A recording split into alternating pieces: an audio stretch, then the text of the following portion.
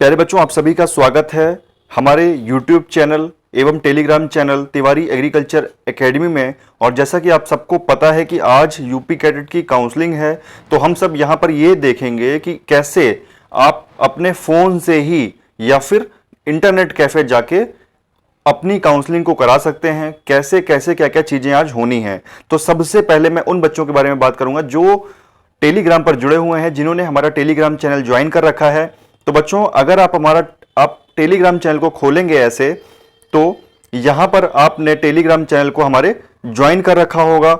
ऐसे आप Telegram channel यहां पर खोल लेंगे।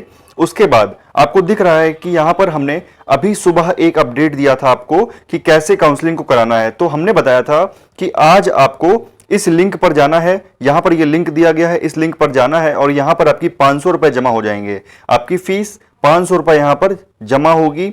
500 रुपए जमा करने के 24 घंटे के बाद आपको जो सारे डॉक्यूमेंट की लिस्ट दी गई थी, यहां पर ये डॉक्यूमेंट की लिस्ट शो हो रही है। बच्चों, एक बार आप देख लीजिए, ये जो डॉक्यूमेंट की लिस्ट है, इन सभी का पीडीएफ आपको बनाना है। कब? जब आज आप 500 रुपए दे दोगे, उसके 24 घंटे के बाद इन सब का पीडीएफ जमा होगा। पीडीएफ है ना, पीडीएफ आपको अपलोड करना होगा 1 MB से, जिसका साइज कम रहेगा। ठीक है, तो आइए देख लेते हैं कैसे फीस पेमेंट होगा और कैसे आगे की चीजें होंगी। तो कुछ बच्चे ये कह रहे थे, क्या हम मान लीजिए हमने आज पेमेंट कर दिया, आज 7 तारीख है, आज हमने पेमेंट कर दिया, आज से 24 घंटे बाद यानी 8 तारीख को क्या हम पीडीएफ अपलोड ना कर सकें, मान लीजिए कल तक, तो क्या हम 9 तारीख को पीडीएफ अपलोड कर सकते हैं? बच्चों बिल्कुल, आप लोग अगर आज पेमेंट कर देते हो तो आप लोग पीडीएफ 8 को भी जमा कर सकते हो, 9 को भी पीडीएफ सारे डॉक्यूमेंट का दे सकते हो, 10 को भी दे सकते हो, क्योंकि आपकी जो काउंसलिंग चल रही है वो लंबी चल रही है। लेकिन आप ये समझिए कि जब उसके बाद का भी तो प्रोसेस है। जब आप पीडीएफ दे दोगे उनको, फिर वो उसको वेरीफाई करेंगे, फिर आप अपनी सीट लॉक करोगे, फिर आप उसको कंफर्म करोगे, तो वो आगे का भी प्रोसेस है। तो आप जल्दी से जल्दी उनको पीडीएफ प्रोवाइड करा दीजिए। आप ये करिए कि कम से कम अगर आज आप पेमेंट कर रहे हो, 7 तारीख को अगर आज आप पेमेंट कर रहे हो, तो 8 तारीख को आप उसको 8 तारीख को रात तक पीडीएफ अपलोड कर दीजिए उसमें। ठीक है, तभी तो आप 9 तारीख को अपनी सीट लॉक कर पाओगे ना।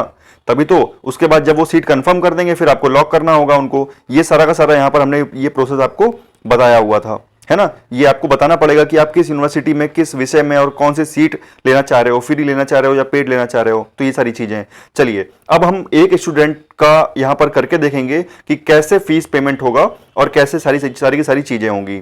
तो दोनों तरह से देखेंगे। आप जाएंगे इस लिंक पर, आपने इस लिंक पर क्लिक किया जैसे ही, तो यहां पर आपको ओपन द विथ क्रोम देगा। ओपन विथ क्रोम, आप क्रोम से खोलना चाह रहे हो, यानी कि उसे आपने जस्ट नाउ कर दिया।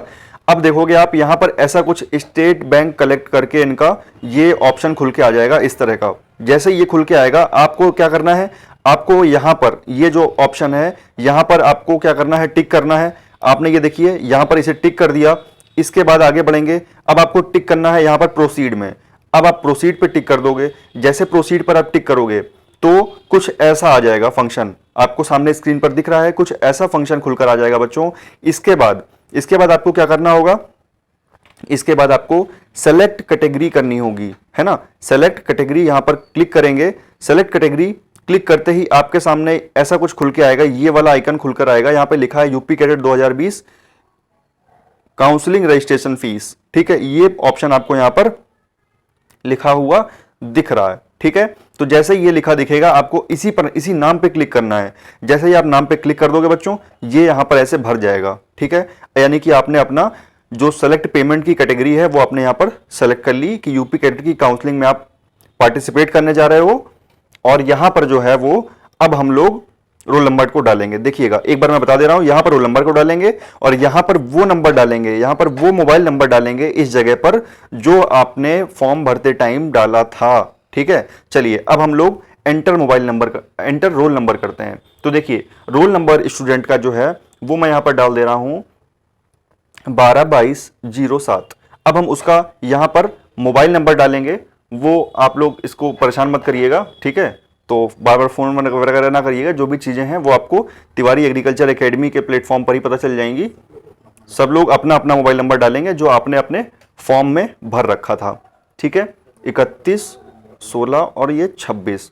ठीक है, चलिए अब बढ़ते हैं आगे। अब हम ये क्या करेंगे, अब हमने यहाँ पर रोल नंबर डाल दिया, यहाँ पर स्टूडेंट का यहाँ पर मोबाइल नंबर पड़ेगा जो आपने फॉर्म में डाला था। ठीक है, चलिए अब हम आगे बढ़ते हैं। यहाँ पर हम सबमिट कर देंगे, ये लिखा है ना नीचे सबमिट, अब हमने सबमिट कर दिया। अब सबमिट करते ही कुछ इन्फॉर्मेशन खुल के आएगी बच्चों, सावधानी पूर्वक इसको देखिए। इन्फॉर्मेशन जो खुल के आ रही है वो आ रही है, सबसे पहले आपका रोल नंबर आ रहा है, ये आपने रोल नंबर डाला था, ये आपका रजिस्ट्रेशन नंबर है। आप अपने एप्लीकेशन फॉर्म से मैच कर लीजिए क्या आपका ही डिटेल्स खुलकर आ रहा है कि नहीं आ रहा है, ठीक है। इसके बाद प्रोग्राम आ रहा है यूजी के लिए, ये जो स्टूडेंट है ये पीसीएम के हैं, इनका पीसीएम लिख कर आ रहा है। कंबाइंड रैंक इनकी है 2046, ठीक है, और कैटेगरी रैंक थी 99, 92, तो ये इनकी कैटेगरी रैंक थी। इससे कोई मतलब नहीं होता बेटा बच्चों, जो आपकी काउंसलिंग होती है वो आपकी कंबाइंड यूजी रैंक पर ही होती है, वो आप खुद देख पा रहे हो यहाँ पे कंबाइंड रैंक आपकी यहाँ पर शो कर रही है, ये इंपॉर्टेंट है सिर्फ, है ना, कंबाइंड यूजी रैंक। इसीलिए आपको ये भी देखना चाहिए कहीं भी कोचिंग संस्थान में एडमिशन लेने से पहले कि आपकी उस इंस्टीट्यूट के द्वारा कंबाइंड यूजी रैंक कितनी दी गई है ना। आप टेलीग्राम पर देखोगे बच्चों तो वहां पर शुरू से लेकर आखिरी तक सारी की सारी आप देखोगे 250 से स्टार्ट है, बायो ग्रुप में 50वीं है, ऐसे 15 है, एग्रीकल्चर में 46 है और 74 है, बहुत सारी यूजी रैंक जो कंबाइंड यूजी रैंक है आपको हमेशा वो देखनी चाहिए, ठीक है। तो आगे बढ़ते हैं। यहाँ पर अभी कंबाइंड रैंक देख ली हमने, स्टूडेंट की इतनी थी, कैंडिडेट का नाम ये है, फादर नेम ये है, डेट ऑफ बर्थ ये है। आप सब इसको मैच करते चलिएगा अपनी कि क्या आपका ही डिटेल्स खुलकर आ रहा है कि नहीं आ रहा है, ठीक है। चलिए आगे बढ़ेंगे। अब यही मोबाइल नंबर आपने डाला था, वो रजिस्टर्ड मोबाइल नंबर आपको यहां पर दिख रहा है। यहां पर बच्चों आपको आपकी ईमेल आईडी खुलकर आ रही है, आपकी ईमेल आईडी आपको सामने दिख रही होगी, यानी कि बिल्कुल सही चल रहा है, कोई दिक्कत नहीं है, बिल्कुल आप सेटिस्फाई हो जाएंगे।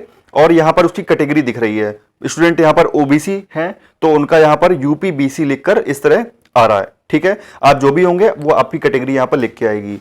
आगे देखिए, अब यहां पर लिखा है message, UG first counselling registration fees आप सबमिट करने जा रहे हो, बिल्कुल सही है, कोई दिक्कत नहीं है। यहां पर लिखा हुआ है फिक्स्ड अमाउंट, फिक्स्ड 500 रुपए आपको यहां पर देने ही हैं, ठीक है। आगे बढ़ेंगे। यहां पर बच्चों किसी भी तरह की कोई दिक्कत होती है तो यहां पर इन्होंने अपना नंबर दे रखा है, फॉर टेक्निकल जो भी प्रॉब्लम्स आती हैं तो आप इस नंबर पर यूपी कैडेट से बातचीत कर सकते हैं, इनसे भी आप सलाह ले सकते हैं कोई दिक्कत आती है तो, ठीक है। अब देखिए, अब यहां पर बच्चों आपको लास्ट में स्टूडेंट का नाम भरना है,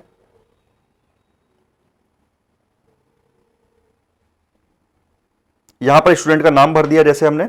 इसके बाद यहां पर देखिए, ये देखिए यहां पर जो है स्टूडेंट का नाम भरेंगे पहले कॉलम में, सेकंड कॉलम में आपको डेट ऑफ बर्थ भरनी है, तीसरे कॉलम में मोबाइल नंबर भरना है, यहां पर ईमेल आईडी लिखनी है, और ये लास्ट वाला जो कॉलम है इसमें यही वाला कोड आएगा जो यहां पर आपको दिख रहा है, ठीक है। यहां पर लास्ट वाले कॉलम में यही वाला कोड आपको यहां पर लिख देना है, ठीक है। अब चलिए हम एक एक करके सारी चीजें लिखते जाएंगे, आप देखते जाइए कैसे यहां पर हम चीजों को लिख रहे हैं। इनकी है जुलाई है 10 जुलाई, तो हमने यहां पर जुलाई कर लिया सबसे पहले, फिर हम गए यहां पर ईयर, यहां पर हम ऐसे सेलेक्ट कर लेते हैं बच्चों, यहां पर ईयर सेलेक्ट हो गया। अब हम 10 तारीख यहां पर हमने कर दिया 10 जुलाई 2001, कोई दिक्कत नहीं है।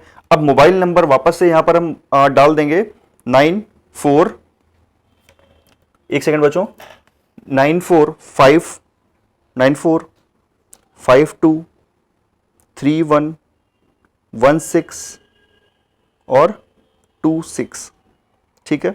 चलिए ये बच्चों यहां पर हमने ये 9452311626, ठीक है, ये मोबाइल नंबर डाल दिया। और इसके बाद यहां पर हम ईमेल आईडी डालेंगे, ईमेल आईडी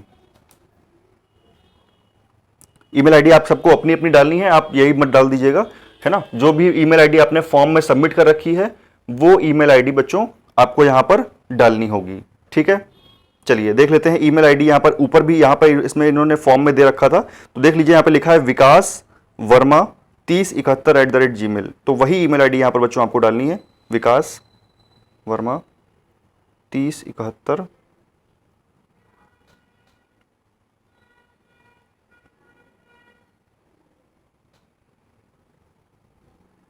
इस तरह से कुछ है ना। अब यही वाला कोड जो बाहर कोड लिखा है, अच्छा याद रखिएगा कि जब आप यहां पर ये कोड लिख रहे होंगे ना, जैसे पहला ए लिखा है बड़े लेटर में, तो आपको भी ए बड़े लेटर में लिखना है, फिर 4 लिखना है बच्चों, फिर 2 लिखना है, फिर 1 लिखना है, और डी कैपिटल लेटर में लिखना है। जैसे आप देखिए ऐसे लिख देंगे तो ये स्मॉल हो जाएगा, है ना। डी क्या करना है, यहां पर कैपिटल लेटर में लिखना है, ठीक है। डी यहां पर आपको कैपिटल लेटर में रखना है, ऑटोमेटिक, ठीक है। चलिए आगे बढ़ते हैं। अब देखिए आप लोगों ने बच्चों यहां पर कंप्लीट कर लिया है, ये कोड आपने डाल दिया। इसके बाद अब हम इसे क्या करेंगे, यहां से इसे सबमिट करेंगे। ये देखिए सबमिट लिखा है, अब यहां पे हम क्लिक करके इसको सबमिट कर देंगे, चलिए आगे देखते हैं कैसा पेज आएगा, क्या चीज़ें होंगी। अब इसे सबमिट करने के बाद फिर से आपकी डिटेल्स वही सारी की सारी खुलकर आ गई, है ना, वही सारी की सारी खुलकर आ गई। और एक बार फिर से हम इसको सारी चीज़ें चेक कर लेंगे। आप सब लोग इसे अच्छे से सारी इन्फॉर्मेशन यहाँ पर जो भी इन्फॉर्मेशन दी गई है सारी की सारी इन्फॉर्मेशन यहाँ पर अच्छे से क्या करेंगे, इसको सबको चेक कर लेंगे, ठीक है।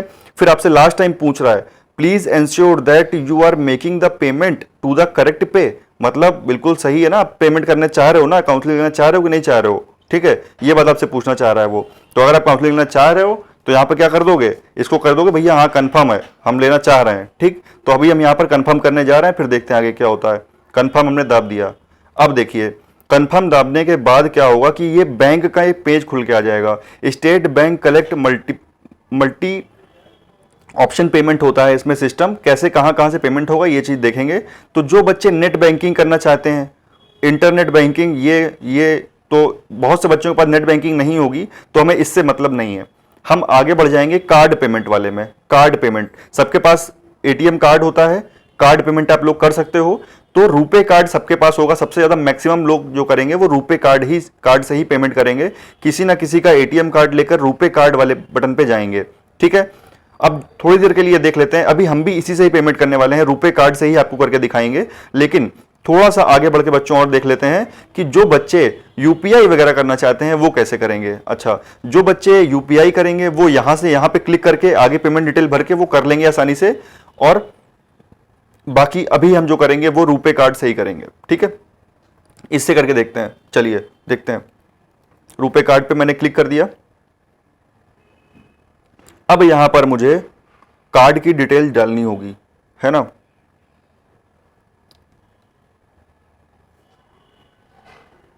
अब ऐसा कुछ आएगा, ठीक है। यहां पर देखिए ऐसा कुछ आ जाएगा बच्चों, जब आप क्लिक कर देंगे तो यहां पर देखिए अब आपसे यहां पर जो भरना है ये आपका कार्ड नंबर होता है, कार्ड नंबर होता है।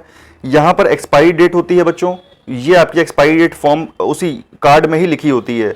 यहां पर मंथ और यहां पर ईयर, ये सारी की सारी इंफॉर्मेशन आपकी कार्ड में ही लिखी होती है, यहां पर आपको भरना है।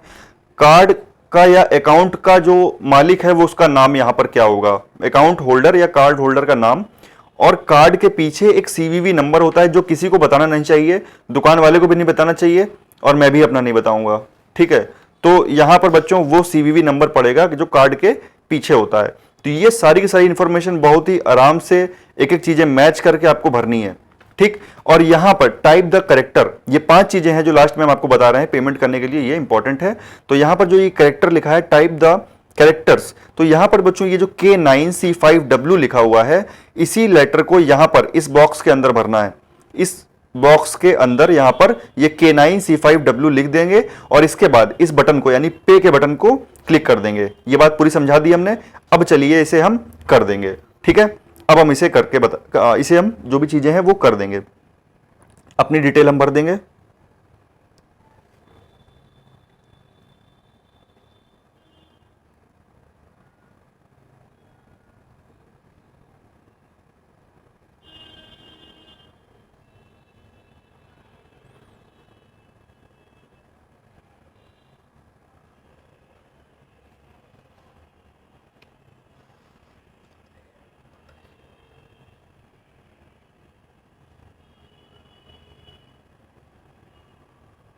अब यहां पर देखिए, यहां पर हम ये कोड डाल रहे हैं आपका K9C और W, है ना। ये देखिए अब हमने ये पूरा का पूरा कंप्लीट यहां पर पूरा भर दिया है, सारी इंफॉर्मेशन यहां पर हमने इसे फिल कर दी है। अब हम यहां पर इस पे क्लिक करेंगे, पे के ऑप्शन पे हम क्लिक करने जा रहे हैं। देखिए अब पे का बटन हमने दाब दिया।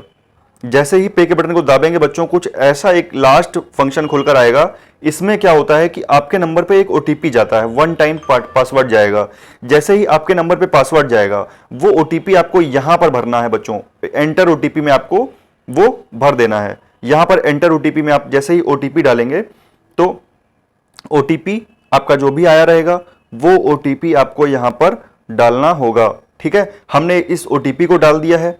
अब ओटीपी डालने के बाद हम सबमिट करेंगे। हम क्या करेंगे, अब इस ओटीपी को हम सबमिट करेंगे, ठीक है।